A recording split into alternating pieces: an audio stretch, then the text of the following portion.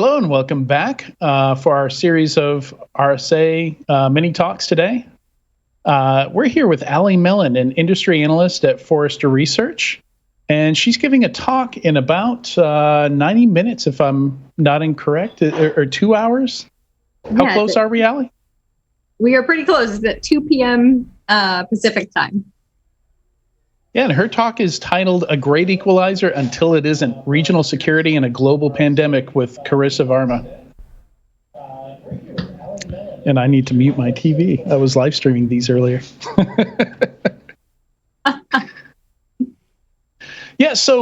Very curious about this. This one definitely stands out from the pack that's plastered with buzzwords and things like that. And very interested, out of all the stories to come out of the COVID pandemic, what made you want to tell this particular one?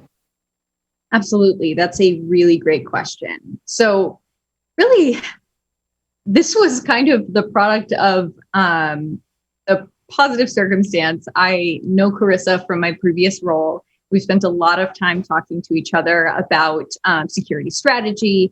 And early on in the pandemic, I had a conversation with her about how things were going, moving to remote work in South Africa, because she is a CISO at Old Mutual Bank, which is located in South Africa with locations across Africa. So we had a great conversation about the differences that we were seeing between where I was in the United States with teams in the UK, in Japan, and Israel versus where she was in Africa with teams spread out across the entire continent.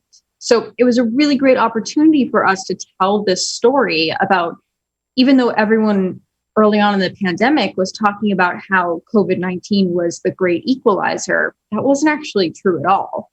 And we saw that viscerally through the different responses that we had during the pandemic. And it was just a great opportunity to tell that story and to make clear just how different it really was for each of us. And we're seeing that continue even with vaccines today. Yeah, and I find that super interesting because for most of the pandemic, at least the first part of it, I was working for a vendor based out of South Africa called Thinkst. And very interesting. We get to kind of share our experiences, from their standpoint and from my standpoint. I was the only U.S. employee, and the rest of my colleagues were 7 or 8 hours ahead in either Cape Town or Johannesburg. And I remember at one point, I had to start doing all the shipping because the country was literally shut down. Like they couldn't get packages, nothing could come in, nothing could go out. So they couldn't even ship things. Yeah. I wonder, what are the key factors that make the COVID impact or made it, maybe still making it so different in some regions versus others, like South Africa or the Middle East, for example, compared to North America? Yeah, there were a couple of things that were really critical. The first being resources available in certain regions, especially this was seen in Africa. They just didn't have the resources that they needed to make that transition effective. And we saw this with things as basic as access to clean drinking water or clean water to wash your hands. How do you tell your entire organization to go work from home and to make sure that they were washing their hands frequently and wearing a mask when they don't have access to clean drinking water and clean water to wash their hands? These are like the basic fundamental things that they need that put so much stress on them outside of their work life. And then you take into account things like having access to the internet and having access to Wi-Fi from home, which Kerissa and her team struggled with throughout the course of the pandemic. And also things as basic as getting access to laptops. That one was particularly interesting to me because we in the United States went through a similar shortage, and the same thing we saw in the UK, where organizations really struggled to get the laptops they need, and schools especially struggled to get the laptops that they needed. But the difference is that we in America and in the UK, we were the first or the second group on the list to get these laptops. South Africa was the last. So even though we faced a similar struggle, it was still incredibly different because even though we were facing that same struggle, we were facing it from very different levels. And the other thing that was really interesting was timing. Timing was fascinating here because, of course, the United States, obviously a lot of countries in Asia, were the first to really feel the impacts. And then, of course, Italy as well, were the first to really feel the impacts of COVID.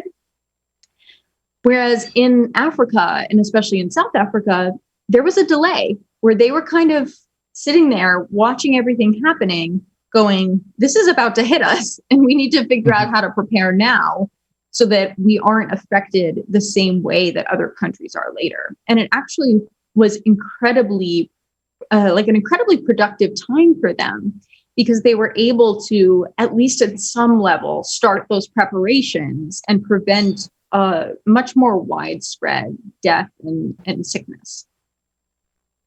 Yeah. It seemed like the initial response down there was pretty good. But definitely on the challenge side, you're talking about access to clean water. Also access to power. Is a big issue down there. For any South Africans, the term load shedding is just a normal household term. I would get messages saying, "Hey, Mike needs you to jump on this call with a customer or prospective client because we're scheduled for load shedding today." So they would at least most of the time know in advance when they'd lose power. But yeah, they could just lose power for an extended period in the middle of a day, any given day. Absolutely, and that's the type of thing where I know. Being me in the United States, when I lose power, it's annoying, but of course I can get through the day. I'll have my cell phone to serve as a hotspot or whatever, but I can't imagine when you know that this is going to be consistently happening and you need to prepare for these situations. It's hard to imagine. So it was definitely a big difference that I think we just really wanted to highlight for the community to help them see this is what this was like in other countries. This is what this was like in other environments that we really don't understand until we actually talk to them about what's happening and get to hear from them. So it was really eye-opening for me. And it was such a fun presentation to make because Kerissa is so insightful about these things and has so much interesting stuff to talk about. Yeah, I'll definitely have to check it out. Also interested, you said you worked with Kerissa in a previous role. Curious how you met Kerissa, being in, assume you're here in North America somewhere, or US or Canada? I'm in New York City. And so I actually met her. I was giving a presentation to her company on security at a high level, kind of like where I saw the vision of security going, and in one of my previous roles as a security strategist. And so that's how we initially connected and then built up the connection from there. Oh, nice. Yeah. All right. Is there anything else we should know? You're going to be competing with, maybe, I counted this morning, the first swath of talks were 17 deep. So competing with a bunch of other talks, why should someone come and watch this talk versus one of the others that's going to be running in tandem with yours? That's a great question. The reason that someone should come watch our talk as opposed to one of the other ones, which I'm sure are also very great, is because what really comes through in our talk is how the African continent was able to really live up to this resilient nature that in a lot of ways they're known for. And it showcased just how resilient they are and the ways that they are able to be resilient in the face of things like really dramatic resource constraints and really, really challenging, just from a basic human survival level, challenging events that can affect them way more than just their security posture. So I think this talk is really fascinating because it ties into RSA Conference's theme of resilience so well. And it really demonstrates a different approach and a different reality than what a lot of us live. Yeah, definitely. And for anyone wanting to check out this talk, it's going to be at 2 p.m. Pacific, I think 5 p.m. 5 p.m. Eastern later today in a couple hours here. So as we wrap up here, just want to pivot a little bit and talk about some of your current work with Forrester. I see you are boldly coming out and trying to define XDR, and I have so many questions about XDR. We're not going to get into all of them today, but curious if you can give us just a short definition. I know it's challenging of XDR and maybe a little bit of insight on the kind of research you have coming out. Definitely. Yeah, I'm happy to. So I was lucky enough to just release a couple of weeks ago a piece of research on extended detection and response, really defining it, really digging into how the market is looking at it, interviewed over 40 different security vendors, many end users, and security experts in the field.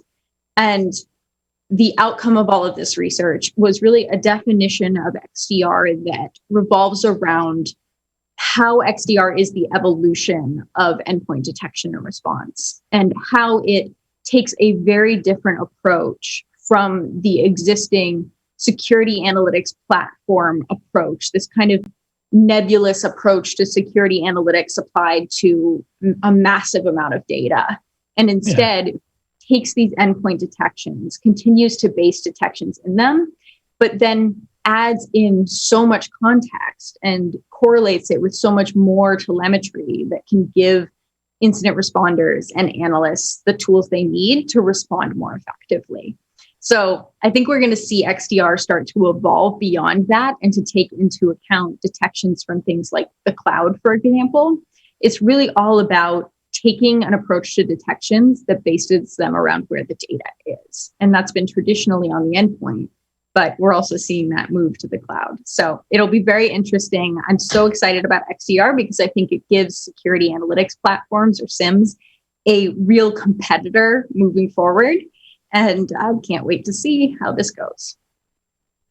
Yeah, me too.